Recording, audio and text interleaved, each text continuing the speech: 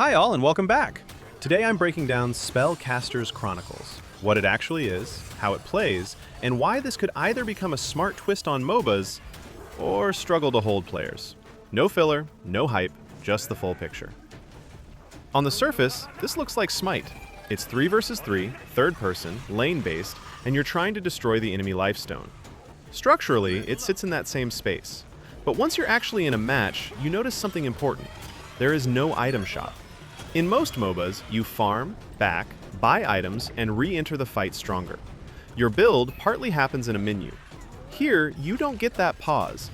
You level up mid-pressure, choose a perk, unlock a spell or summon, and keep moving. There's no reset moment. That makes the game feel faster, but also riskier.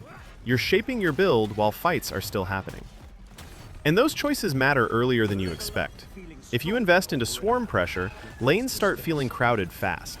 If you unlock heavier summons, you force harder pushes sooner. Your deck doesn't just add power, it changes how the map feels. Now here's where matches really turn, the Titan system. Each player builds their own Titan meter by dealing and taking damage, and once it fills, you can summon a massive Titan onto the battlefield. It takes a long time to charge. In most matches, you're realistically looking at one big summon per player, sometimes more if the game drags on. And this is where things swing. A well-timed Titan can flip a losing lane and snowball straight into the enemy base. Drop it too early or panic cast it into a bad fight, and you've burned a charge that took ages to build. That decision adds real pressure. Then there's flight. You can fly indefinitely, not as an escape cooldown, but as a constant layer of positioning. That changes how you rotate, how you scout, and how you collapse on objectives. Vertical control becomes part of macro control. This is where it stops feeling like just another third-person MOBA, and over a full match, that difference stacks up. Matches run around 30 minutes, long enough for builds to diverge and pressure to escalate. Early game feels controlled. Fewer summons, cleaner fights, space to read what's happening.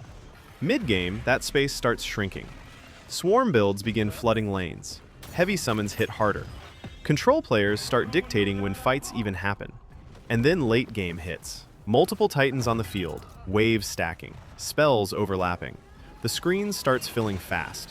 This is where it either feels incredible or overwhelming, because when everything explodes at once, clarity becomes the deciding factor.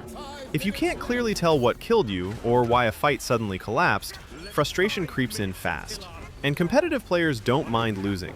They mind feeling like the game lost them. Now this is early access.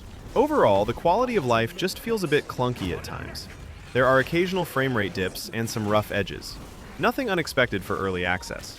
But that's not the real risk. The real risk is time. If the late game chaos feels messy instead of deep, players won't stay long enough for the developers to refine it. Competitive games don't get unlimited patience.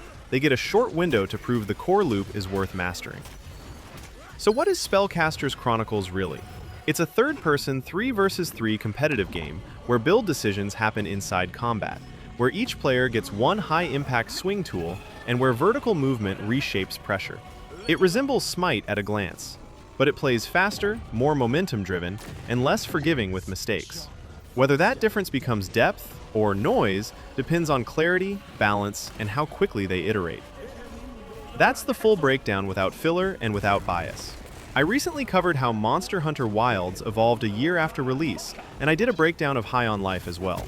Both are on the screen right now. Regardless, thank you for watching, and I'll see you in the next one.